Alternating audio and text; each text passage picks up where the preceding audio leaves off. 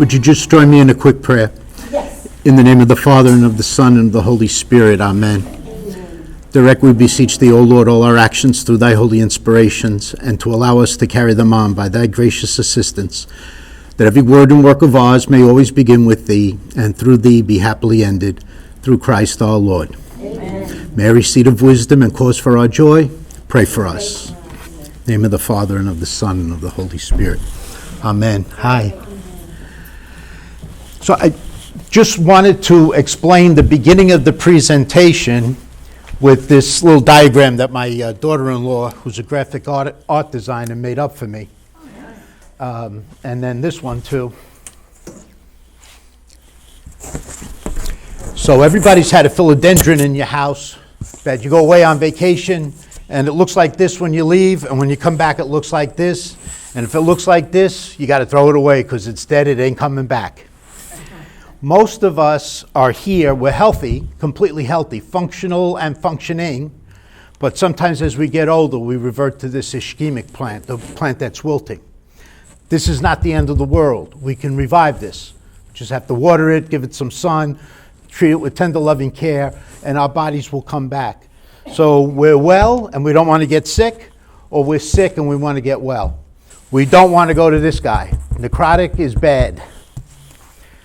This one was, I took it from Archbishop Desmond Tutu, who had an expression. He said that it is our moral obligation to rescue people who are downstream. But we have even a more important obligation morally to figure out why they're falling into the river to begin with. This is upstream. We want to take care of things upstream. This is as true for human nature as it is for the 8 chronic metabolic diseases. Let me just remind you of the 8 chronic metabolic diseases. Type 2 diabetes, hypertension, high blood pressure, hyperlipidemia, high cholesterol, high triglycerides, arteriosclerotic coronary vascular disease, heart attacks and strokes, fatty liver disease from alcohol or from fructose, the sugar. Too much sugar can cause fatty liver. Polycystic ovarian disease, one of the biggest reasons why women can't get pregnant. It's an insulin problem. These are all insulin problems. Dementia, which we're going to cover today, and cancer that we did the last time. All of these are from inflammatory immune system responses that are on hyperdrive, overactive, too much insulin. What happens is up here, the cure is simple. The cure is just figure out what's causing the inflammation and put the fire out. You can see the word flame in inflammation. Figure out what's causing the inflammation and put out the fire. This is simple, this is easy, this is inexpensive. What happens downstream is people get caught up in tides and currents, and the diseases get siloed. So down here it's hard because you have different specialties and different medications that you need to treat. It's much easier to fix the roof of your house while the sun is shining and not wait for the hurricane to hit. Down here is hard, up here is not so hard, it's kind of easy. So a lot of what I'm going to be talking about the first half of this presentation has to do not only with dementia, but it has to do with the other 7 chronic metabolic diseases. My disclaimer, I'm not a doctor, this is not about medical information for you specifically. I'm a pharmacist, practiced for 45 years. This is to give you information, knowledge, understanding, and wisdom. 3 of the Holy Spirit's 7 gifts. To know, to understand, and then to have the wisdom that comes with that. It's not enough, though, just to know and understand and have wisdom. You've got to implement it. So I'm not asking anybody here today to take for granted all the things that I'm saying, because some of the things I'm going to say today you might not have heard of before, and you might seem to be counterintuitive to what you were taught 25 years ago. It was counterintuitive to what I was taught 45 years ago. A lot of the science has changed over the last 10 and 15 years. So we'll go over that too. But don't do anything without your doctor knowing about it. When we have illnesses, it's like our body's in a civil war. Something in our body is revolting against the other parts of our body that are healthy. You are Abraham Lincoln. Your doctor is Ulysses Grant, And I'm Sherman, and my job is to help you make Atlanta howl. So that's what we're going to be doing today. Capisci? Ah, va bene. Okay. Two things in psychology: founder's effect and cognitive dissonance. Founder's effect is a refusal to believe or to change your mind despite new evidence because you were taught a different way many years ago. And cognitive dissonance comes from the founder's effect, where we see no evil, hear no evil, and speak no evil. We want to just close our ears because it's so uncomfortable to hear all this new medicine that's going against the old way that we thought, that it makes us feel very uncomfortable. Why do I know about founder's effect and cognitive dissonance? Because I had founder's effect and cognitive dissonance. When I was educated in pharmacy school, I graduated in 1982. I was taught that it was a glucocentric, medicine was glucocentric. Everything depended on what your fasting glucose was and your fasting A1C. It ends up being that that's really not the way it is. It's the same thing it was 500 years ago. If I walked in here 500 years ago in 1525 and I said, you know what, guess what? Everything doesn't go around the earth. It's not a geocentric solar system. Actually, it has something to do with gravity and mass of an object. And everything, most massive object in our solar system is the sun. Everything is going around the sun. It's heliocentric and not geocentric. People 500 years ago would have rejected that. I would have been burned at the stake. That was heresy. But as science proved going forward, with Galileo and Kepler and Newton, that, you know what? The sun is the center of the solar system and things revolve around it. Similarly, when I went to school, everything went around glucose and A1C. Let me give you an example. Two men, 35, same height, both look very, very healthy. Do the bloods on guy A and guy B. Guy A has a fasting sugar of 85 milligrams per deciliter. He's got an A1C of 5.1. Guy 2, the same numbers.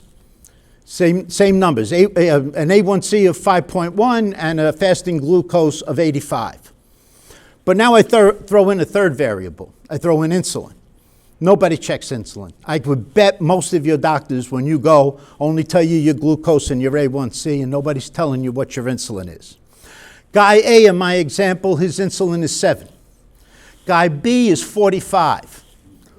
Who do you think is going to be developing type 2 diabetes later on in his life? The guy with the insulin, because his body, he's got to keep his numbers normal. He's not making insulin like this, which is normal. He's making 3 gallons. And so insulin is not only a hormone to get your sugar into the cells, which everybody I think knows, but it's a growth hormone. And it's an inflammatory hormone. And when it's elevated all the time, it's what's making us sick.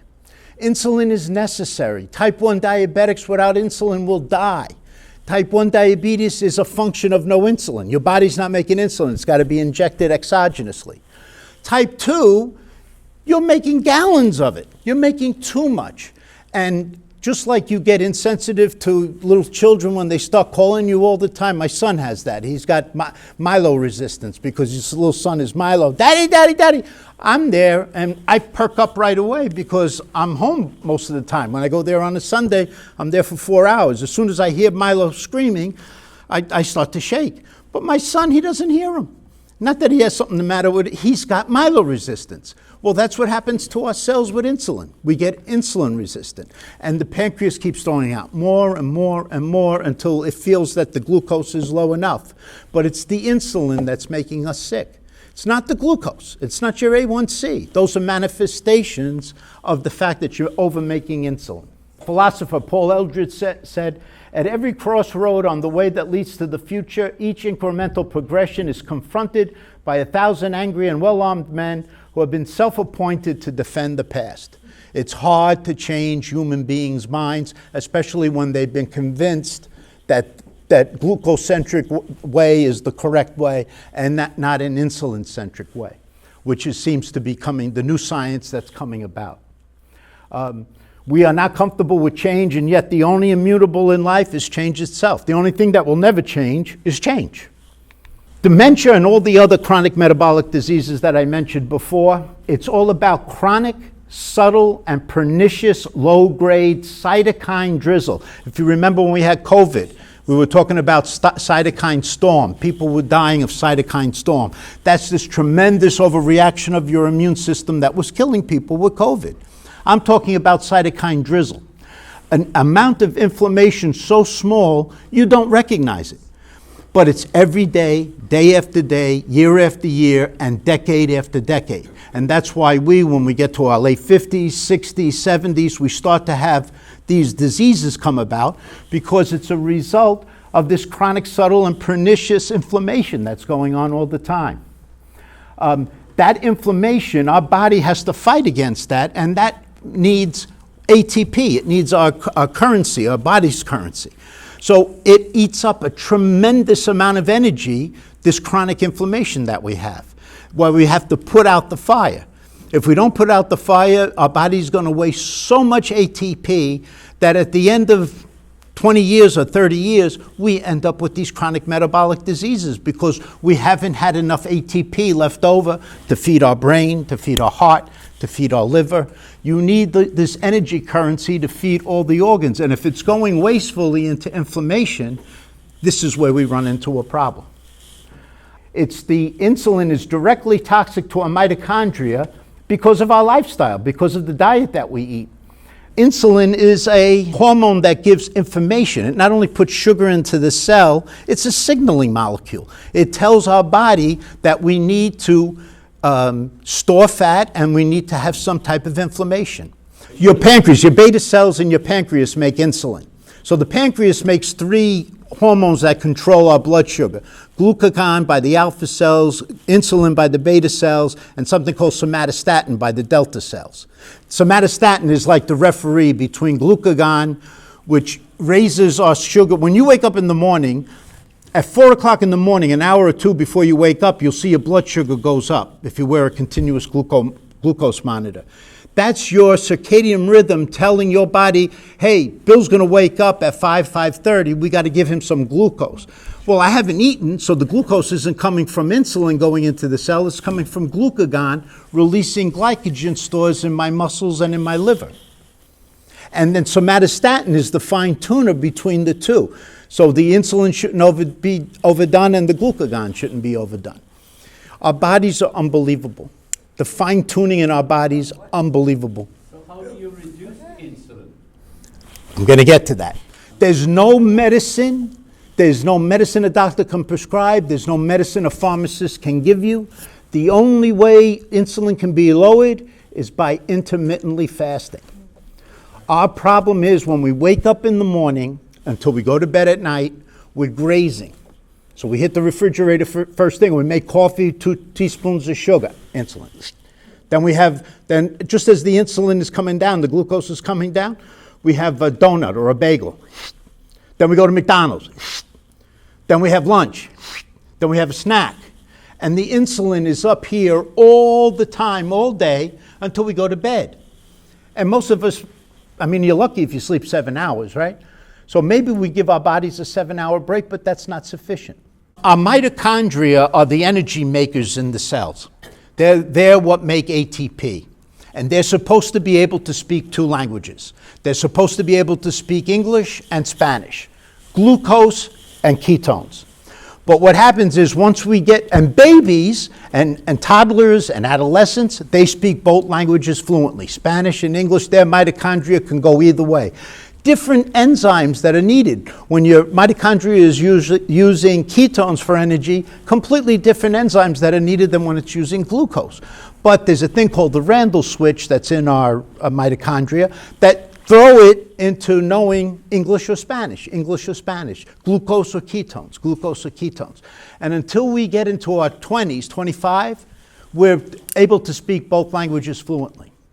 Then, when growth is finished and the brain is formed, and then we just keep up with the SAD diet, the standard American diet, high in sugar, high in processed foods, high in flour, high in seed oils, we forget how to speak Spanish. And we're just speaking English, we're just speaking glucose. The high insulin suppresses something in our cells called PGC1 alpha and autophagy. Autophagy, auto means self, and phagy means to eat. We're supposed to, when our insulin is low, we're supposed to look for things in our cells that are old, like old batteries, old mitochondria, and eat those up, and then the low insulin will stimulate that PGC1 alpha to make new mitochondria. So you have mitophagy, which is the getting rid of the old rusty batteries, and you have mitogenesis, which is brand new batteries, new Duracell batteries. We're supposed to be doing this on a daily basis with our mitochondria, and we don't because we're suppressing that system with our insulin being so high. There are so many things that go wrong when our insulin is constantly elevated. Hyperinsulinemia is basically the major cause for all chronic metabolic diseases. And we have to get it down. And the only way you can get insulin down, not with medicine, plenty of medicine I can give you to get your glucose and your A1C down, or a doctor can give you to get your glucose and your A1C down. There's no medicine can be prescribed to get your insulin down. You just got to cerrar la boca.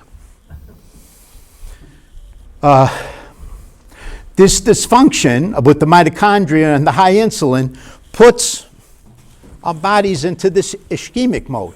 We start to wilt when we get to our late 50s and 60s because the energy that we're requiring for all this inflammation is more than the energy that we can make.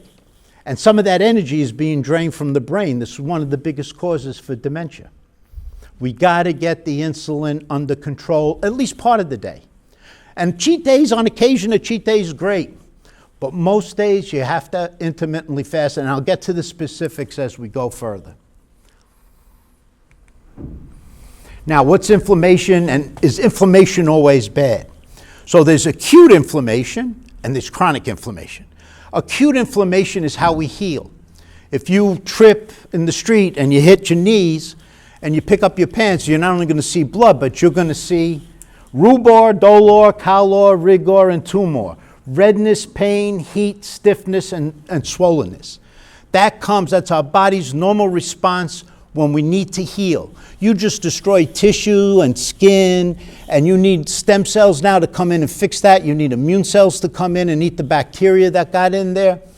That's when inflammation is good. That's acute inflammation. What I'm trying to stress here is the chronic, the daily, the pernicious, the very low inflammation that we have daily, day after day, year after year, and decade after decade. What are the 4 hallmarks of all 8 chronic metabolic diseases? Well, one is chronic inflammation. Another is immune dysfunction, oxidative stress, and low blood flow. Chronic inflammation, the bad type of inflammation, the biggest villain there is insulin, hyperinsulinemia. Our immune dysfunction, the biggest villain there is leaky gut. When our sewer system, our gut, our small intestine and our large intestine, from fructose, from alcohol, from sugar, when that gets leaky and the bonds, the tight bonds that are supposed to be there to prevent the you-know-what from getting into our blood system, now it's not there anymore. And so we leak things like bacteria, bacterial parts, the outer surfaces of some bacteria. That turns on our immune system. We're not supposed to have bacteria or bacterial parts in our blood system, yet it's leaking through our gut, and they call that leaky gut. That's why one of the first things, and I said this in one of my other presentations, when you're trying to correct chronic metabolic diseases, step 1 is fix the liver and heal the gut. You got to get the fat out of the liver by stopping drinking or alcohol low, and no fructose. Fructose is a bad guy. We think of it as fruit sugar, but fructose in fruit has antidotes. It's got insoluble and soluble fiber, it's got quercetin, it's got luteolin. We usually eat it in the summer when the sun is shining, so we get vitamin D, and there's vitamin C in the fruit. All those things are antidotes for fructose, because fructose is a poison. Fructose is equal to alcohol less the buzz. It's as toxic as alcohol, but you don't get a buzz. And this is why our children, 13-year-old kids, are having fatty liver disease. That was unheard of when I was in pharmacy school 45 years ago. Unheard of. Children didn't get, because children didn't drink alcohol. And now you got children who need liver transplants because they're drinking liters and liters of Coca-Cola every day and eating horrible diets, and they get fatty liver disease, so much so that they go into hepatic failure. And this is a thing now. Plus type 2 diabetes. Type 2 diabetes was an adult disease. Type 1 diabetes was children. But now we're seeing children with type 2 diabetes because of processed foods and sugar and flour and seed oils. So where we are with these three hormones that I want to concentrate on today. So nitric oxide, which I will promise you I'll get to it. Nitric oxide, ketones, and insulin. So there's a Goldilocks zone that things have to be in. Nothing is good too high or too low. So we have a Goldilocks zone that I want those three hormones to be. But because of our dysbiosis, because of our diet, 93% of us at least have our insulin up here and our ketones and our nitric oxide down here. And so what we have to try to do is get the insulin down and get the ketones and the nitric oxide up. Nitric oxide, what is it? First of all, I'm not talking about nitrous oxide. Nitrous oxide is laughing gas. That's what you get at a dentist. That's N2O. I'm talking about N1O1, nitric oxide, NO. What does it do? Well, it causes vasodilation. It causes your arteries and your veins to dilate, which obviously drops blood pressure. It stimulates pluripotent stem cells. Stem cells are blank cells. They have our genome, they have organelles like every other cell, but they haven't yet been differentiated by the mitochondria to be a hepatic cell or a red cell or a brain cell or a kidney cell. They're blank cells and they can become almost anything. So they wait for signals from the body to be released to go to, let's say, the heart. Maybe you have a little bit of a damage in the heart, or you had a small little stroke, one of those TIAs, and your brain says, hey, I need to get healed. Your stem cells will go from your bone to the place that's hurt and become a neuron. And this is how our body heals. Or that my example, when you fall down and you open up a cut in your knee, now you need skin cells. It goes to that area. That's how you get new skin cells. They're pluripotent stem cells. Nitric oxide causes that to be increased, to be secreted. There's a thing called the telomere. So we have 23 chromosomes, and at the end of the chromosome, there's like a little cap, almost analogous to the plastic cap that's on a shoelace. That plastic cap is the telomere. The longer the telomere, the more healthy the cell, the younger the cell, the better equipped the cell. To make your telomeres longer, you need something called telomerase, which is the enzyme that increases the size. Nitric oxide does that. Nitric oxide increases mitochondria quantity and quality via turning on by an epigenomic switch. That was that PGC1 alpha, SIRT1, FOXO3. These are things in the epigenome that get turned on by these hormones. And this is specifically what nitric oxide does. What an epigenome is, we have in our genome, our DNA, we have 3.4 billion nucleotide pairs. So they go A, T, and CG, and we have 3.4 billion of them. But like a piano with 88 keys, depending on the pianist who's playing it, I can make those 88 keys sound in different ways. I mean, I can do chopstick, I can do row, row, row your boat, but somebody really accomplished in playing the piano, they can do Rachmaninoff or something, Mozart or something really elegant, but same piano. The same one that I just played chopsticks on is the same one they just did Rachmaninoff on. The difference is that's the epigenome. The epigenome is, the piano is the same, your DNA is the same, that doesn't change from the day you're conceived. But your epigenome can change, depending on who's playing the piano. Oh, it regulates apoptosis, which is normal cell death. As cells get old, they're supposed to commit hara-kiri for the benefit of the body. But when you don't have nitric oxide, the cell doesn't know to die, so it becomes a zombie cell and precancerous cells. And these are the type of cells that don't undergo apoptosis. They're the kind of cells that can turn into cancer. Wound healing, as I mentioned before, and it inhibits platelets and cholesterol being deposited in arteries. So you can imagine arteries in your brain and coronary arteries. The last place you want cholesterol and platelets to accumulate is there. Nitric oxide prevents that from happening. Nitric oxide is actually an antibiotic. It kills bacteria in your stomach, like H. pylori, which causes ulcers. If you get H. pylori growth and you're making nitric oxide, that nitric oxide will kill the H. pylori. You'll never develop the ulcer. And the COVID virus and flu virus, they hold on to receptors in the lung called ACE receptors. And nitric oxide prevents them from being able to tag onto those receptors. Nitric oxide is, all of these hormones are God's medicine, but nitric oxide is really something that's wonderful. Okay, how is it made? First of all, you need oxygen to make nitric oxide. Obviously, nitric oxide, you need oxygen.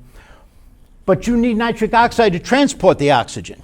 Because if the nitric oxide isn't there and the arteries aren't dilated, you can't get your red cells, which are carrying through hemoglobin, carrying oxygen. You can't get that hemoglobin to the area that you want. So you need the nitric oxide to get oxygen that your red cell takes up into that area. This is one of the reasons why people with type 2 diabetes whose nitric oxide is basement level, why they start to get necrotic toes and fingers and feet. They're not getting blood supply there. Your immune system is carried in your blood. If the blood doesn't get there, you can't cure an infection. You'll develop ulcers, bed ulcers. It's all a lack of nitric oxide. It is so imperative to the body that there are two separate and redundant methods of our body to make it. One is orally. So all vegetables, particularly arugula, spinach, beets, leafy green vegetables, but all vegetables, they get nitrate from the soil. So when you eat these vegetables, you're getting nitrate. Now, nitrate has to be reduced to nitrite. You don't have the enzyme to do it. None of us do. Human beings don't have the enzyme. But God gave us microbiome in the mouth, at the back of the tongue, that have the enzyme necessary to reduce nitrate to nitrite. Now you swallow that nitrite and it goes into your stomach. You need an acidic medium. You need the pH of the stomach to be 2 or 1. Then that acid converts the nitrite to nitric oxide. And then the nitric oxide gets absorbed through the stomach. It gets excreted through your saliva. You swallow it every time you swallow food or water. So you're constantly replenishing nitric oxide through your body through this nitrate, nitrite, nitric oxide. The other way is at the artery itself. There's an amino acid called arginine. And there's an enzyme in our arteries and our veins called ENOS, so endothelial nitric oxide synthase. And it reduces the arginine to nitric oxide. It's a different mechanism than the oral one. So, it's using arginine to get to nitric oxide, where in the mouth it was nitrate, nitrite, nitric oxide. Two completely different mechanisms, but redundant. This is how our bodies can make nitric oxide, which is so important. But what blocks it? Why is our nitric oxide so low? Well, first of all, we kill our oral microbiome with fluoride toothpaste. If you're using fluoride toothpaste, stop using fluoride toothpaste. Get a toothpaste that doesn't have fluoride in it. You need the microbiome. You need a healthy microbiome in your mouth, all kinds of bacteria, to reduce the nitrate to nitrite. If you're using fluoride, or if you're using Listerine and Scope, these highly alcoholic mouthwashes that say kills 99.9% of the, believe it, it does. But it's killing the good ones, the beneficial microbes that we need at the back of our tongue to get to nitric oxide. So you can use just water and salt. You can use some sodium bicarb, baking soda if you want. There's a mouthwash called Biotene, which is okay to use. It's for dry mouth. It gives your mouth a very clean taste, but you don't want something with fluoride or high alcohol. The other thing, as I said, was you need acid in your stomach. You need a pH of 2 or 1, a very low acidic pH to convert the nitrite into nitric oxide. But what do? We take antacids. Maalox Mylanta, which is half bad. The H2 antagonists like Zantac and Tagamet, which stop our cells from making hydrochloric acid. And the worst offender of all are the PPIs, the proton pump inhibitors, Nexium and Prilosec. That works by destroying the nitric oxide in 2 ways. Not only the PPIs, the proton pump inhibitors, not only does it raise your pH to like 4, where you can no longer digest proteins, You can't absorb iron and calcium, magnesium, zinc, copper, selenium, B12, folic acid, and vitamin C because you need a low pH to absorb those things. If your pH in your stomach is coming up to 4 or higher, you can't do it. So you're going to be deficient in all those elements that are necessary for enzyme systems. You're not going to be able to digest protein. Because to activate the enzyme for protein, you need an acidic medium. So the protein is going to go undigested into your small intestine, and then peptides are going to come through instead of amino acids, and those peptides are read by your immune system as a foreign entity, like a bacteria. You need to have your proteins digested to amino acids and not peptides. I just want to mention the other thing with these PPIs, and this, to be perfectly honest with you, until about 6 months ago, I didn't know this one myself. There's an enzyme system, there's a thing called ADMA. You don't need to know the enzymes, just it's asymmetric dimethylarginine. And when asymmetric dimethylarginine is elevated, it stops enos from working. So in the artery, you're not converting the arginine to nitric oxide. God gives us another enzyme called DDAH, which is supposed to keep the ADMA low. But DDAH is inhibited by the proton pump inhibitors. So when you're taking Nexium, when you take on a daily basis, I'm not talking about twice a day for 2 or 3 days. I'm not talking about that. I'm talking about day after day, year after year. You're inhibiting that DDAH, which is allowing ADMA to keep building up. And once that ADMA is high, then your arginine is not being converted to nitric oxide. So those PPIs hit you 2 times, by increasing the pH of the stomach and by inhibiting that enzyme system. They did a study, people who took PPIs daily for 4 years had an increased incidence of heart attack and strokes because their blood vessels weren't dilating. Not an increased risk, an increased incidence, actually heart attacks and strokes by 40%. Ketones are God's medicine. They're anti-inflammatory in and of themselves, and they're our alternate fuel. They're the Spanish that I was talking to you about before. Most of us only know how to speak English. We need to remember how to speak Spanish by getting our ketones back up. It's our secondary fuel. It can go into the Krebs cycle and the electron transport chain through oxidative phosphorylation to make ATP. Ketones are water soluble, so ketones, unlike fatty acids, can pass the blood-brain barrier and get to your brain. And it can be a secondary source of fuel for your brain cells when your cells are not responding to glucose because you have insulin resistance. So this is what can save people from developing dementia, by giving energy to brain cells who can no longer use the glucose until you get your insulin level down and you take away the hyperinsulinemia and the insulin resistance. What do you need to do as far as fasting? All I'm asking is for 12 hours. 12. And that includes sleeping, obviously. And you don't want to eat 3 hours before bedtime. So example, you finish your dinner at 7, you go to bed at 10, you wake up at 5, you can have a cup of black coffee if you want, no milk, no sugar, and then you can have your breakfast at 7 in the morning. So you're fasting from 7 at night to 7 in the morning, and you're not eating 3 hours before bedtime, only water if you need it. That is a sweet spot for making ketones. I would love to see you go to 14 hours instead of the 12, and 16 if you could. 16 and 18 are really beneficial. But I know a lot of people just can't do it. They feel that they're going to starve. You're not going to starve, I promise you. This is not starvation, this is fasting. It's different. It's like loneliness and solitude. They're not the same thing. Loneliness is as inflammatory to our bodies as smoking a pack of cigarettes a day. Solitude, we all need solitude. We need a day to ourselves sometimes to read, to meditate, to do something we want to do. So it's analogous to fasting and starvation. You're not starving. And fasting, by the way, preserves your muscle. You will not lose muscle. You'll only lose glycogen and fat, adipose. The benefits of ketones, they cannot be used by cells with dysfunctional mitochondria. This I covered when we did the cancer. Cancer cells whose mitochondria are dysfunctional, they can only do glycolysis. They can't do oxidative phosphorylation anymore. Their mitochondria is dysfunctional. Ketones can be used by your healthy cells, but they can't be used by cancer cells. That's why they tell you if you have cancer as adjunctive therapy to your oncologist to go on a ketogenic diet. Because the cancer cells you're being treated for can't use ketones and oxidative phosphorylation. They penetrate the blood-brain barrier better than even glucose, so they get to the brain. They inhibit something. Again, these are things you don't need to know. I'm just giving you the science so that you know that we know that these things are really good.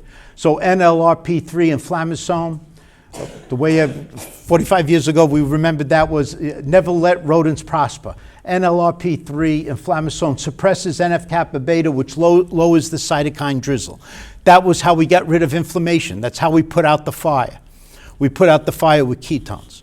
Ketones are the fire extinguisher of our body, not glucose. It reduces the activation of the microglia in the brain. The microglia are the immune cells. So there's this thing in the immune cells, the microglia, called APP, amyloid processor protein. And it can be cleaved two ways, either through alpha secretase or beta secretase.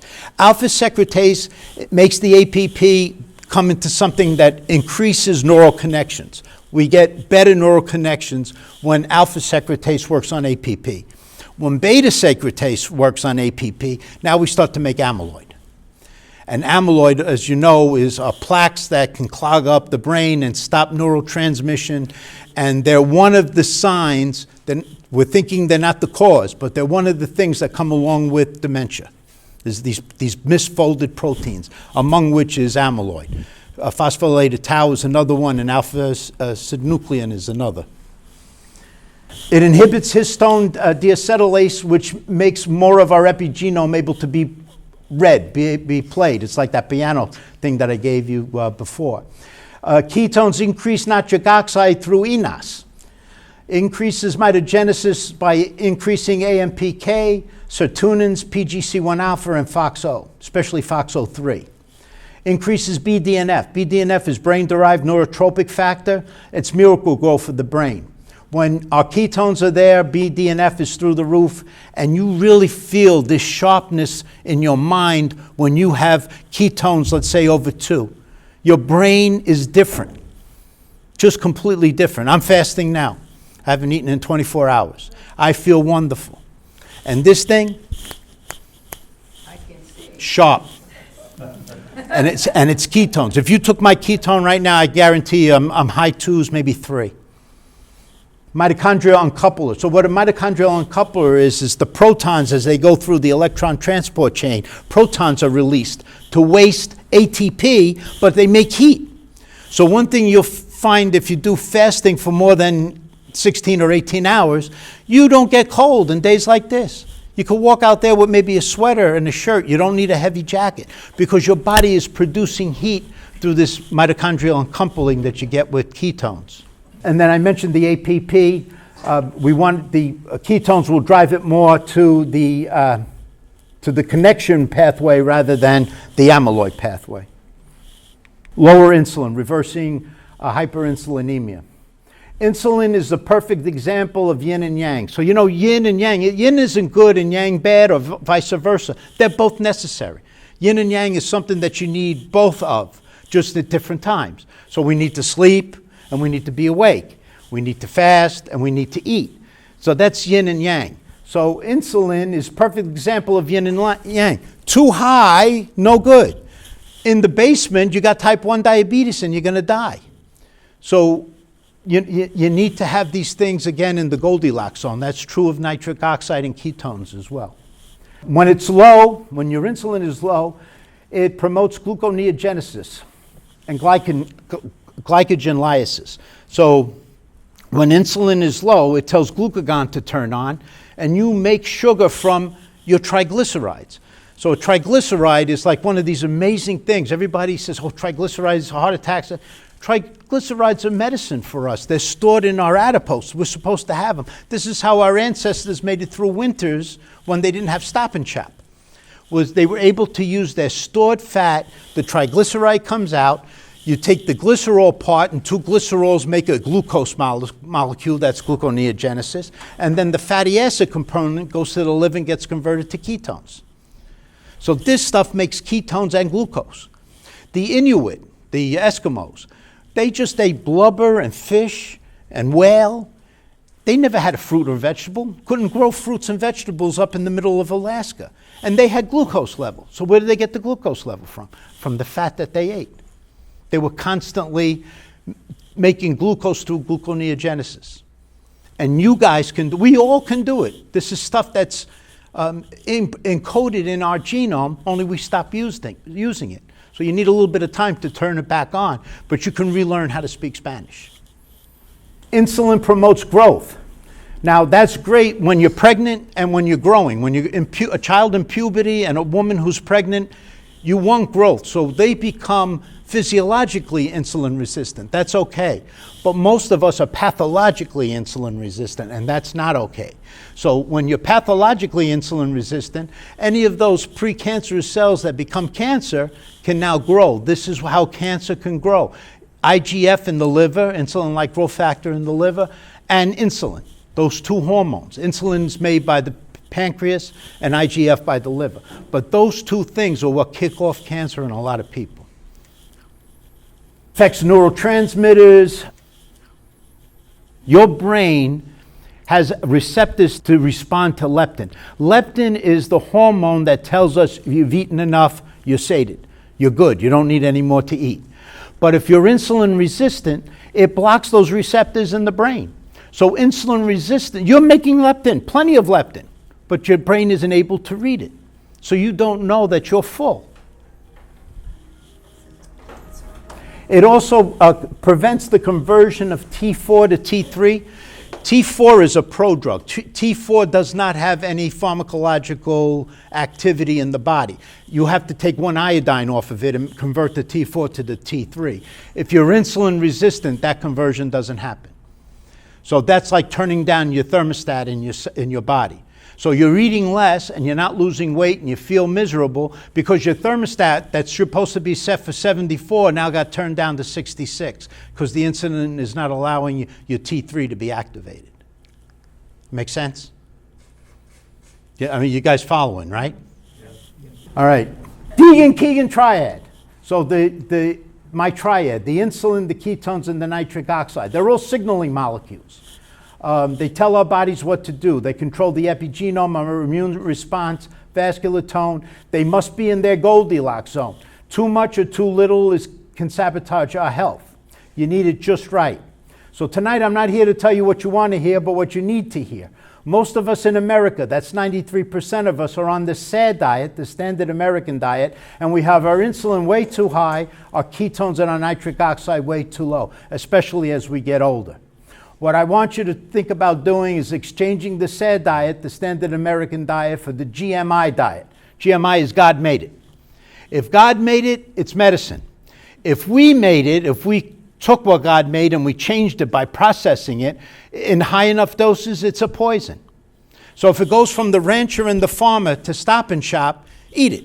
It's good. God made it. It's fine. It's medicine. If it goes from the rancher and the farmer to a processor to Stop and Shop, it's probably a poison at a high enough dose. That's the stuff in the refrigerated section and the freezer section.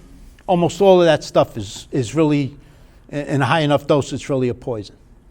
Full of processed sugars and fructose and all things that you just don't want to have. You need to eat a mostly plant-based diet, nitrate-rich. Arugula, spinach, beets, green leafy vegetable, but any vegetable. Zucchini is fine, eggplant is fine. They all contain nitrates. You got to make sure you got good oral hygiene. Stop using fluoride and alcohol-based mouthwash. Stop the antacids. 20 or 30 minutes after a meal, walk for 20 or 30 minutes. Time restrict your eating or intermittent fasting is a must. That 12-12 minimum is a must, 3 hours before bedtime. Breathe through your nose. When you breathe through your nose, you stimulate nitric oxide receptors in the epithelium, in the nostril and in the lung. If you breathe through your mouth and you're waking up with a dry mouth, you're killing the microbiome in your mouth and you're not stimulating nitric oxide. And this is what happens with people who have sleep apnea. Most people who have sleep apnea have an oxygen saturation while they're sleeping 92 or less. You need to have at least 93 or higher saturation while you sleep, otherwise you're not getting enough oxygen to your brain and to the other organs that need it. There's a thing that's called fat tongue. Our body stores fat in the tongue. Our tongue becomes so large because of the fat being stored there that the air can't pass through. So if you lose 10% of your body weight, so a man who weighs 220 pounds, if he can get down to 200 or 205, he'll lose 30% of his tongue mass. 10% body weight equals 30% of the tongue, and it's easier for you to breathe. If your spouse is telling you you're snoring at night, you got to check to make sure you don't have sleep apnea. And if you need a CPAP machine, use the CPAP machine. One of the biggest causes for dementia is not enough oxygen as we're sleeping. We're actually suffocating as we're sleeping. Sleep 7 hours a day like it's your job. Prepare for sleep a good hour, shut off the lights, don't use blue screens, try to keep the TV off, read a book. And then sleep at least 7 hours. 7 or 8 hours is the sweet spot. We need delta sleep and we need REM sleep, rapid eye movement sleep. That's how we clean our brain. There's a thing called the glymphatic system that comes out when we're in delta sleep and REM sleep. They're actually cleaners that go into the brain that clean out the amyloid and clean out all the crap that we accumulate during the day and cleans out the brain. If you're not sleeping, or if you're disrupting the REM and the delta, you're not getting the necessary clean out of your brain every night. Let's get to the brain and finish up on this. The brain weighs only 3 pounds, which is 2% of our body weight, but it needs 25% of the energy in the body. So 2% of our body weight needs 25% of our ATP. Human brain contains 90 billion neurons, over 1 quadrillion, that's 10 to the 15 neural connections. The human brain is as powerful as 2,000 home computers. It takes the human brain 25 years to completely develop, much longer than even the primates, even the orangutans and the gorillas, who are extremely smart and only differ from us about 3% of our DNA. They're no way near that long to develop their brain.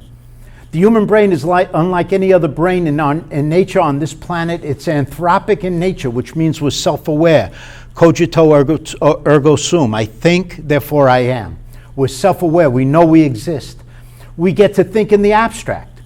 We can speak in verbs and in tenses of the verb. Even primates that have been taught how to sign, they can only sign adjectives and nouns, so like red ball. But we speak in verbs and words of action and in tenses. I ate, I am eating, I will eat, I should have eaten, I could have eaten, I would have eaten. All the little nuances of that. There's no other animal on this planet that's able to do that. We know that we're going to die. Most animals have no idea that they're going to die. They mourn. An elephant will mourn if a mate dies or somebody close dies, but they don't know that they themselves are going to die. The brain is the crucible of the conscience, and the conscience is the aboriginal vicar of Christ. The first vicar of Christ is the conscience. So before St. Peter, there was the conscience. We can form civilizations, governments, arts, poetry, music, literature. We can make and keep memories all throughout our lives. We can understand complex physics and natural laws, and we know that those natural laws don't change. So, gravity, electromagnetism, the weak and strong nuclear force, cosmological constant, the speed of light, they've all been the same constant for 13.8 billion years. They don't change, and we know they don't change. That's why we know we can trust science. Because if the natural laws kept on changing, if the speed of light kept on changing, how could I figure out energy from mass? Because C is changing. The speed of light is changing. I can't figure out energy from mass. So we know these things are immutable and that they don't change. No other animal knows that. We have syntax in our language. I'm going to read to you 2 sentences, the exact same words in the exact same order. I'm just going to put a comma in a different place. But listen to this. You'll be able to figure this out yourselves. A woman without her man is nothing, as opposed to a woman without her man is nothing. 2 completely different meanings in a sentence that has the exact same words in the exact same order. The only thing that changed was the intonation of my voice from the comma. Dementia and prevalence in economics. Alzheimer's disease specifically was first described by Dr. Alzheimer in 1906. It was confusion, memory loss, behavioral change. In 1906, it wasn't considered a common disease. In fact, it wasn't a common disease until the 1960s as life expectancy started to rise. By the 1980s, with better diagnostic tools and brain imaging and prevalence, it increased even more. 2020, so 5 years ago, over 55 million of us were living with dementia worldwide. 78 million are projected for the year 2030. So in 5 years from now, 5 years before 55 million, 5 years from now, 78 million, and 140 million by the year 2050. That's a 155% increase in 30 years. Way in excess of the increased population. There's something going on. Something is causing this. So what's causing it? It's it's our diet. Our diet is causing it, and the insulin resistance. It's not the food directly, it's what the food does to our insulin and our ketones and our nitric oxide, putting them all out of the Goldilocks zone. Currently, someone in the world develops dementia about every 3 seconds. In 2020, the global cost of dementia was 1.3 trillion. By 2030, it'll be 2.8 trillion. And by 2050, it'll be $14.5 trillion, over a tenfold increase in 30 years. The numbers don't include loss of productivity from the person and the person who cares for them, usually a family member, who's caring for them for free. These are costs that are not included in the numbers that I just gave you. It's nothing for a family to spend $500,000 in 5 years for long-term residential care. It is extraordinarily expensive. What makes treating dementia difficult and complex is there's no silver bullet. There's no one thing you can do to cure it. We need a silver buckshot. We need a shotgun. There are over 36 different factors that lead to a person possibly getting dementia. Nobody's going to have all 36. Usually you have 5 or 7. But you got a possibility of 36 holes in your wall. And that analogy I gave you that you want to fix the roof of your house while the sun is shining and not wait for the hurricane. Can you imagine trying to fix 6, 7, 8, 12 different holes in your roof? This is not like tuberculosis and polio, where we had, antibiotics and vaccines. Those were single bullet cures. Dementia is not a single bullet cure. So the way they diagnose it is stage 0 is everything is fine. You're fine, cognitive fine. Doctor would try to examine you, blood tests and a MoCA, Montreal Cognitive Assessment Test. Nothing would be off, you're fine. Your blood is good, everything's good. That's stage 0. Stage 1 is even though you feel fine, you consider yourself fine, your spouse thinks you're fine, your family, your coworkers, everybody says, oh, nothing the matter with Bill. But Bill goes to a functional neurologist and he takes blood and he says, oh, your tau 217 is elevated. There's another one called NFL, which is neurofilament long chain. It's elevated. It's a sign that there's inflammation going on in your brain. You have insulin resistance. Your homocysteine level is through the roof. So this is all signs of a high sensitive CRP, C-reactive protein, high. All signs that I'm in trouble. I'm not showing any symptoms now as far as memory loss, but there are ways 20 or 30 years before dementia occurs that you can start doing things now. And functional neurologists, this is what they do. Stage 2 is where you yourself as an individual, you realize I'm not remembering things the way I used to. It's SCI, subjective cognitive impairment. So you'll take a MoCA score. MoCA is that test that Donald Trump's always bragging that he got a 30 out of 30. You're supposed to get a 30 out of 30. That's normal. 29 is okay, 28's okay, but that 28, 29, 30, that's where we're all supposed to be. If you get anything less than that, you're starting to show a little bit of, impairment. You're not at dementia, but you're showing impairment. Then after subjective cognitive impairment, you go to MCI. That's where you have a MoCA score between 19 and 25. Remember, 30 is normal, 28, 26, but anything below 26, you're already an MCI. Full-blown dementia is when your MoCA score is below 19.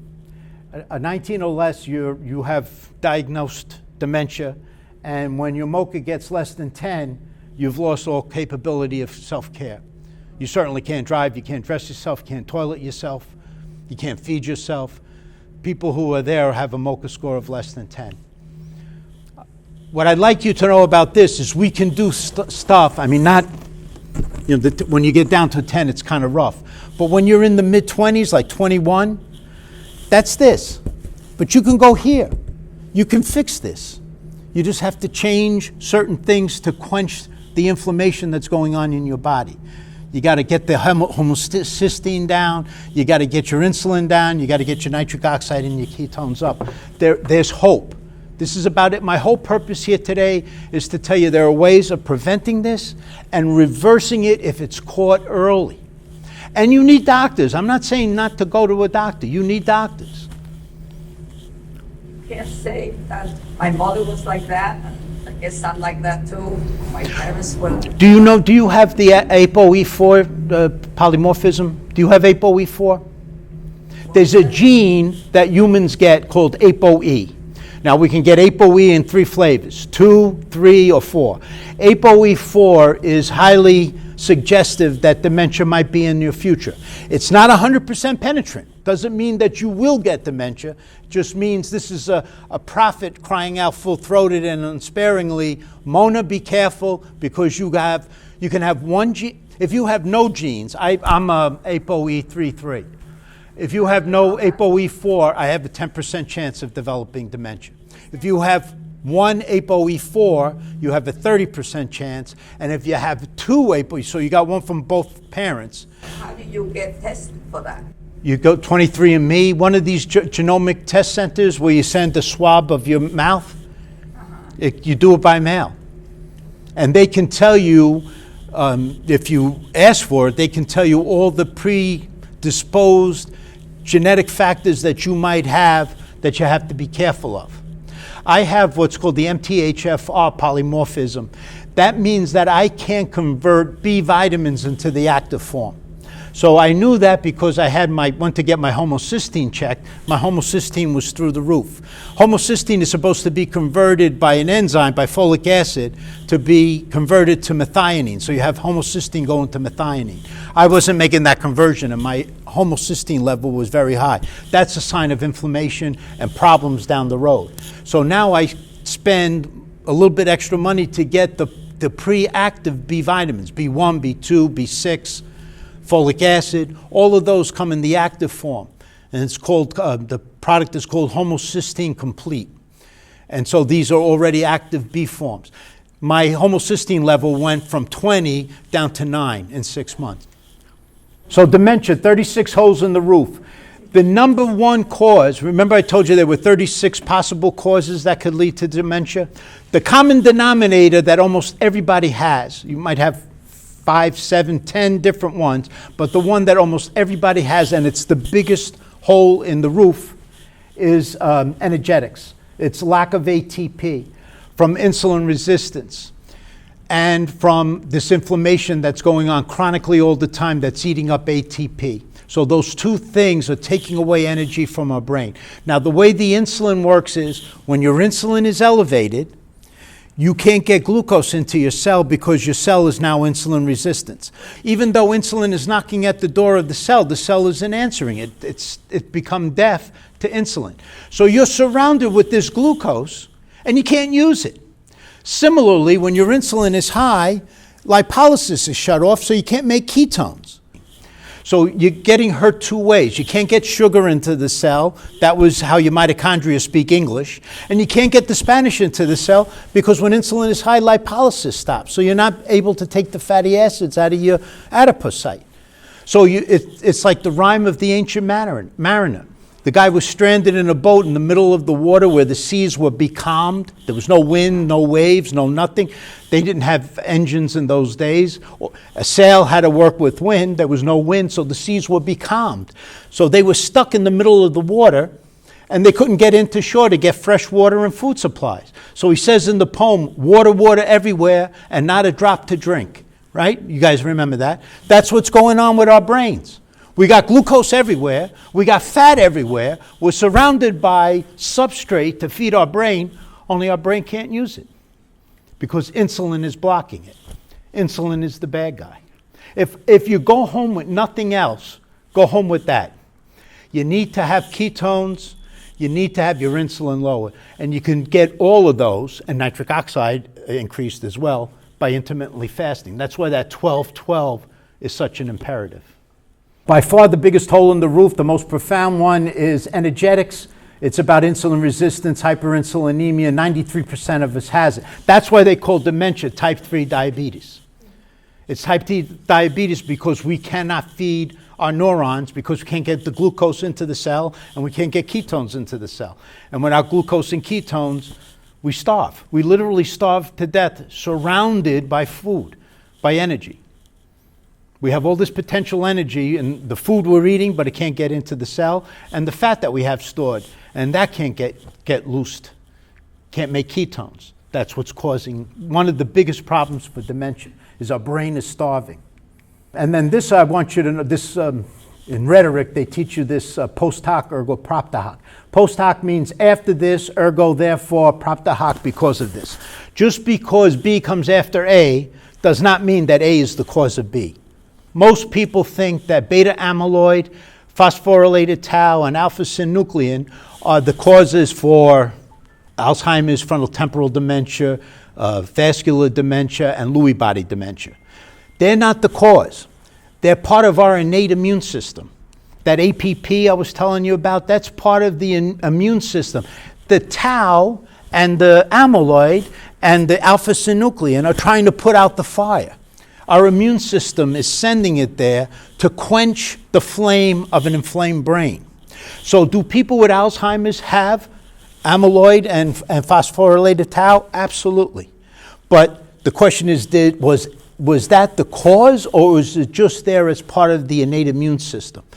And the reason why we're thinking this is because these pharmaceutical companies are coming up with injections now that take away the amyloid and take away the tau, and they're not making people better.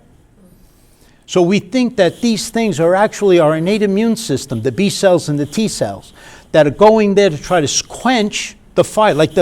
It's like blaming tau and beta amyloid for Alzheimer's is like blaming a fireman for being at the fire, trying to take out the fire, instead of the arsonist who caused it. And who's the arsonist who caused it? Insulin. High insulin. Which is why it's such an imperative to reduce it. And now I'll leave you with 4 quotes and we're done. We are what we repeatedly do. Excellence, therefore, is not an act but a habit, Aristotle. Our brains always possess plasticity, which means they always have the ability to reshape and change them throughout our entire lives. Dr. Andrew Huberman. Mens sana and corpore sano, Juvenal, means a healthy brain, a healthy mind is always found in a body that's healthy. Mens sana and corpore sano. There is an innate and natural healing force in all of us. That's God's potentia ordinata. We've been programmed to self-heal. Only we're waiting for God to use his fiat power. Let Bill Deegan be healed. It's not that. God doesn't use his fiat power. He uses his potentia ordinata, which is our genome. This stuff is encoded within us. We just have to waken it up by turning on our epigenome markers. And we can do that by intermittent fasting, time restricting our eating, gets our insulin down, brings up our nitric oxide and our ketones. And you want them all here at the Goldilocks zone. And that evolutionary design is the greatest healer of all, Hippocrates. So thank you for your attention, and I love questions. The bottom line is that we should have intimate 12 hours. I would like to see everybody here at a minimum. That was grown on the ground. Yes. And I would like to see everybody here try to implement at least a 12-hour fast, including the time that you're asleep, not eating 3 hours before bedtime. And also sleep 7 hours. 7 to 8 hours a day is minimum, yes. And sleep like it's your job, because that's when your lymphatic system, those cleaners, come out and clean your brain. Bill, when you go to the doctor and he orders a blood work, why isn't the insulin number? Because the same reason I told you that I had founder's effect and cognitive dissonance myself when I heard this. I wasn't taught this 45 years ago. I was taught everything was glucose and A1C. Okay, but now, why doesn't the doctor? Some doctors are familiar with it, some still are not.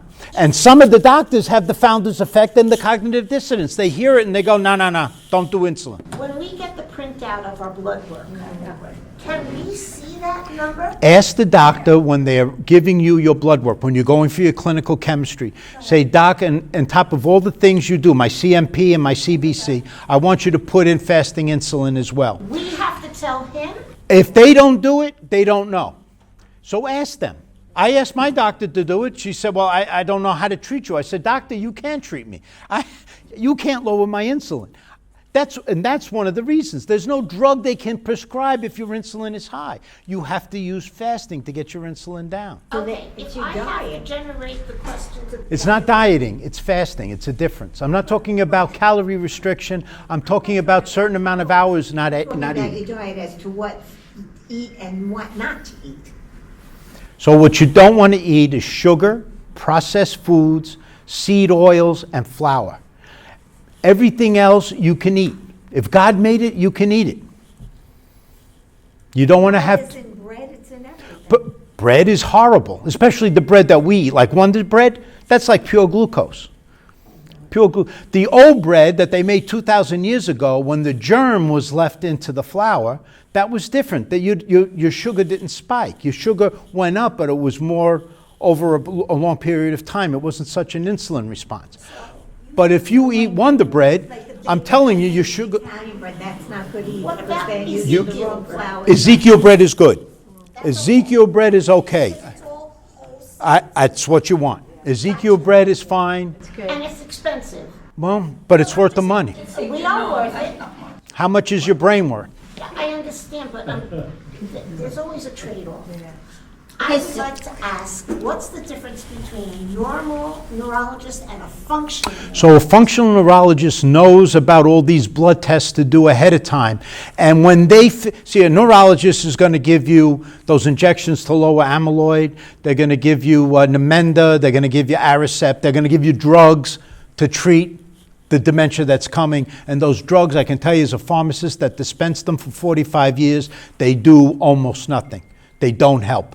Maybe slow it down a little bit, but it still progresses, it still goes along. What a functional doctor will do is he'll figure out, or she will figure out what's wrong with you internally that's causing your brain to starve of ATP. And they'll correct that. And the biggest one of those three, that the triad that I told you, you need to get your insulin down and your nitric oxide and your ketones elevated. And they will do that. And it's going to be through diet, partially fasting.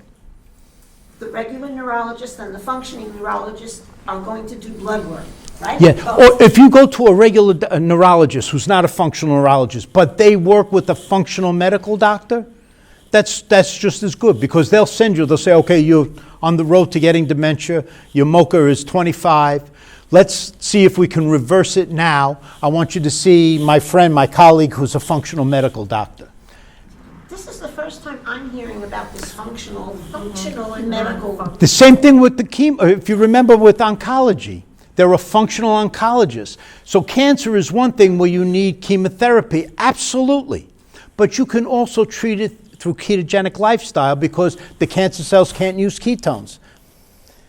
And so you go to a functional doctor and they'll say, look, you are making way too much insulin. And your nitric oxide and your ketones are in the basement. We need to get those two up and your insulin down. That's what they do. They're trying to put your body back to what we call homeostasis. Homeostasis is normality. We're not living in normality because of the diet we're on. We were designed to put fat on during the summer and the early fall when food was abundant. And then there was a winter that came when we didn't eat. So we ate off of ourselves. This is my pantry. I carry this around everywhere I go, so I'm never without food. But my insulin has to be low for this to be used. Problem is now today, the winter that we were prepared for never comes. There is no winter. Not a food winter where we're not able to eat, because I can go to Stop and Shop and get strawberries in January and bananas in January. That's not the way we were designed. And we're going against our design by eating the way that we eat. And I'm not yelling at anybody. I did this myself. Me. You know, and I went to school for 5 years as a pharmacist, and I worked and I saw all these diseases. And this stuff is only stuff I've learned over the last 5 to 7 years. And this is why I think you can hear in my voice. I hope you can hear in my voice. This is really important stuff because I've seen people sick and on pills. I want your health span and your lifespan to be the same number. I want for you and your family what I want for me and mine. Thank you.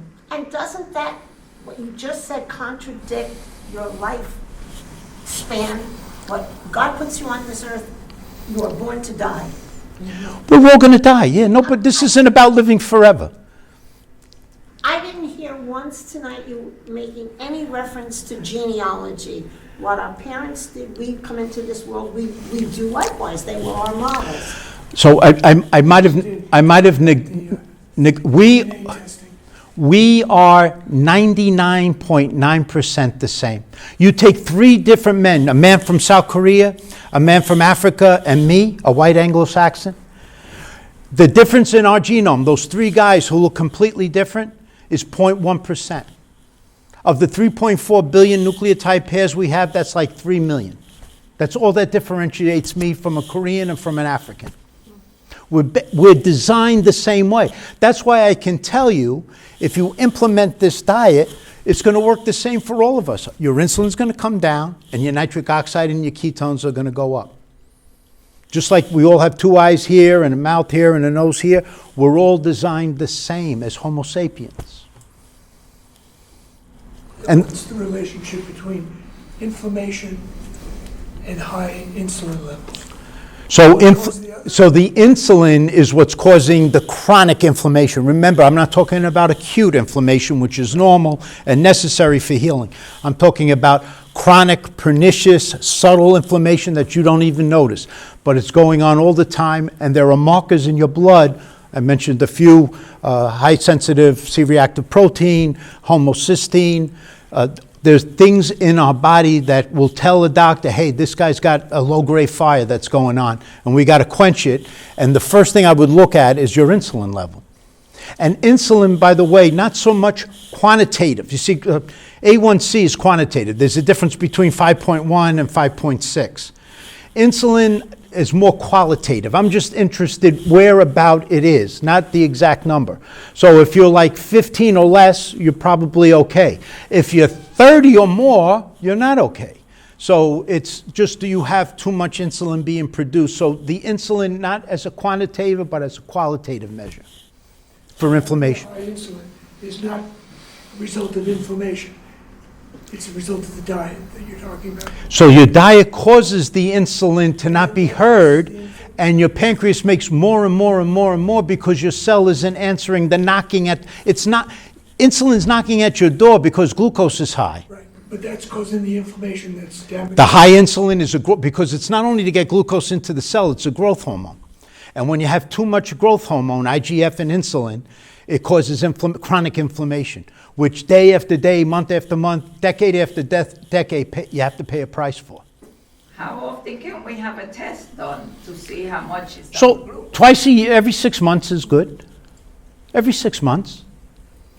And I'm talking about this going on for decades. So whether you handle this over 6 months, 12 months, 18 months, just handle it. You just don't want this going from when you're, because the dementia that we get when we're 70, I can guarantee you we've been working on since we're 35. It didn't happen overnight. Dementia doesn't start when you forget your keys or you have to take a detour and you forget how to get home. That's not when dementia starts. It's going on 20, 25, 30 years before. That's when it started. And usually it starts because you became insulin resistant. Bill, you didn't mention anything about fruit, natural fruit. Is that So fruit, when eaten as fruit, even though it has fructose, has the antidote for fructose in it. This soluble, insoluble fiber, luteolin, quercetin, vitamin C, all of those things are antidotes for the fructose. So the fructose in fruit, eaten as fruit, is not a problem. What you don't want to do is juice. When you juice, you just take the fructose out and you take all the antidotes on the other side that you throw in the garbage. Okay, What about your vegetables, cooked or? So the best way is steamed in a microwave-safe dish and steam them. And you can put some olive oil or ghee, grass-fed butter on top. If you want to stir fry in olive oil at a low temperature, that's okay too. What you don't want to do with even the healthy oils, even avocado oil, butter, grass-fed butter, and avocado oil, or olive oil, avocado oil, and ghee. If you heat it too much and it goes to the smoking point, then you take cis bonds, which is the hydrogens on the same side of the double bond, and you make them trans. You flip them. That's what happens when you overheat oils. And trans fats are the devil incarnate. Trans fats are what they used to put in Twinkies in the 1970s and 80s, that the Twinkie could be 50 years old and you could still eat it, because even bacteria can't digest trans fats. So trans fats, our body don't know, it just stores it in your liver and you never get rid of it. It's the devil incarnate. Should we be eating organic food so that? I like organic foods because there's no pesticides and they use natural fertilizer. What about beef, Beef, you want grass-fed animals. Grass-fed animals, their fat is omega-3. Corn-fed animals are omega-6. Omega-6 is inflammatory, omega-3 is anti-inflammatory. Fish, you want to eat fish. Smash. Salmons, mackerel, anchovies, salmon, and herring. So they're small fish, short-lived. They have plenty of omega-3, and they don't have time to accumulate mercury and lead and cadmium like the long-lived fish like tuna and swordfish. So stay away from the large fish, the long-lived fish, and remember smash, the mnemonic smash. Sardines, mackerel, anchovies, salmon, and herring. Okay, so I have a question. My question is, seeing that our grandparents and great-grandparents, and they all ate properly, and they ate all fresh, and Yes. no chemicals, blah, blah, blah, but they all died very young. Because they died of immune diseases and tuberculosis and things that we have cures for now. Polio. But what about those who died, say, from heart conditions? I mean, we all know that our grandparents never had any kind of additives because everything they made was from scratch. If you look at pictures from the 1920s, I don't know why this thing is making noise. If you look at people on the beach from the 1920s, you won't see too many obese people. Go to the beach today, and everybody looks pregnant. Yeah.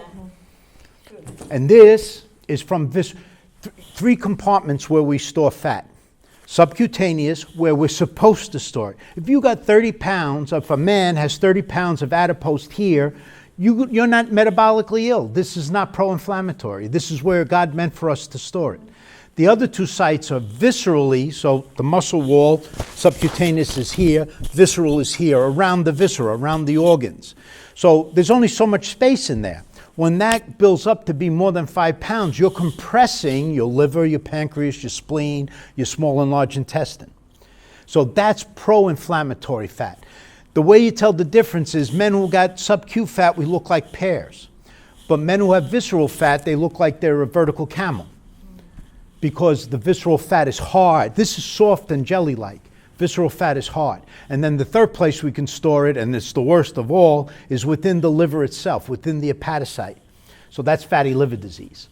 And fatty liver disease, you can lead to sclerosis of the liver and then necrosis of the liver, and you need a liver transplant. And the two things that cause, well, there's 4 things that cause it, but the 2 big ones are fructose and alcohol. Branched chain amino acids, leucine, isoleucine, and valine can, and the trans fats that I told you were the devil incarnate, those can cause it too. Okay, so getting back to my question, if they didn't eat all this nasty stuff, and yes, I know that there were diseases that came upon them, some, but what about the ordinary So family that died from- my two of my grandparents lived into their late 80s. One grandparent I lost because he dug the tunnels under the East River and he got miner's lung. They didn't have OSHA like we have today. They didn't wear masks and things to filter out the silt. And my other grandmother died of meningitis. So most people who died early, the lifespan has gone up, Question is, are we living better? We're living longer, but we're living better. Most of us, the last 15 years of our life, we're on 8 to 13 prescription medicines a day, and the last 6 years we're going through sarcopenia. We're losing muscle mass, and we end up in bed wearing diapers. So you don't want to, I want your lifespan and your health span to be the same number. God wants you here for 90 years. I want you to be able to play golf, go on a trip, do whatever it is you want to do, and then go to bed and not wake up the next day. I wish that for me. I wish that for me. I wish that for everybody here. What about homemade bread? So if you're using the flour that has the germ, not just the cotyledon of the flour, not just the starchy part, but the grain, the germ, the fiber part. If you're using that and you want to have a slice or two of bread a day, that's much better than having Wonder Bread. The fiber, Now, how do I know the flour to eat? I mean to buy. it'll say germ, with germ, flour with germ. Yeah. Okay. Mona, don't eat any bread. Bill, I suffer from dry mouth. I think I sleep with my mouth open at night. You got. Or that's the Do you medication. snore? Huh? Do you snore? No. I don't know if I How do do. you know? I sleep alone, so I don't know if I do. I don't think I do, but I don't know. You can ask your doctor. You might want to get sleep apnea is one of these hidden things that's a big cause for dementia because our oxygen saturation are going down for the 7 hours we're sleeping. And part of the way we know is that we wake up with a dry mouth because we're not getting nitric oxide because you need to nasal breathe to get nitric oxide. If you're breathing through your mouth, you're losing the bacteria that reduce the nitrate to nitrite. You're losing them because your mouth is dry, and you're not making nitric oxide. He told me to use this Biotine gel. Biotine is a good mouthwash that's safe to use. That doesn't affect the normal flora. And so at night what I do is I put there's a gel. Yeah, they make a wash also, a rinse. Yeah, I use the rinse with the gel. And get toothpaste that doesn't have fluoride. Yeah, I don't know. Years ago, fluoride was supposed to stop the cabbage. It's wrong. They were wrong. This is the same thing with cholesterol and heart attacks. Everybody thinks cholesterol causes heart attacks. Cholesterol doesn't cause heart attacks. Cholesterol is our body's Band-Aid that goes in to fix the coronary arteries because they're cracked from the insulin. The insulin cracks the artery, the coronary artery.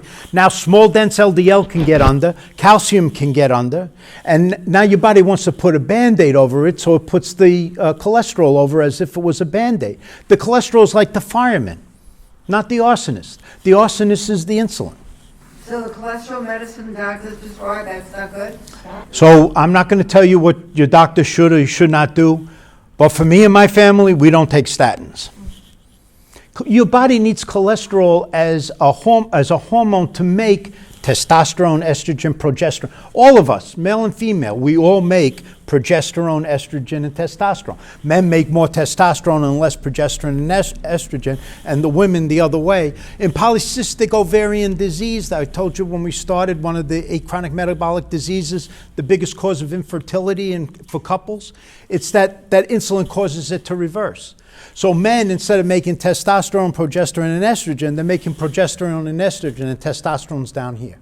And women, it's the opposite. They're making testosterone. So that's what gives them polycystic ovaries. FSH, follicle stimulating hormone, tells the egg to mature, but when it's supposed to luteinize, when it's supposed to be released, it doesn't. And then because it wasn't released, it becomes a cyst. And that's your ovaries are what make estrogen, right, and progesterone. And that throws off your hormones altogether. So their periods are all screwed up. They're making they get hirsutism and male baldness patterns because they're making more testosterone than estrogen and progesterone, and they can't get pregnant. These doctors, they really don't guide you. Shame. Anybody else? Thank you, Bob. Zug mir jede Shavot. Talk to me. Okay, you're welcome. Thank you for coming.